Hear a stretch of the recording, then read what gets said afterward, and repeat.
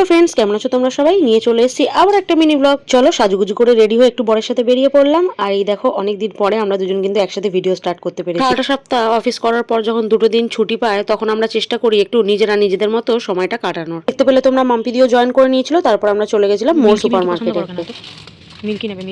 মোর super মার্কেটে গিয়ে মনটাও মরে গেছিল, কারণ যে জিনিসটা কিনতে গেছিলাম সেই জিনিসটা পাইনি। তারপরে ওখান থেকে হতাশ হয়ে বেরিয়ে আমরা অরুণদার দোকানে চলে গেলাম অরুণ আইসক্রিম খেতে।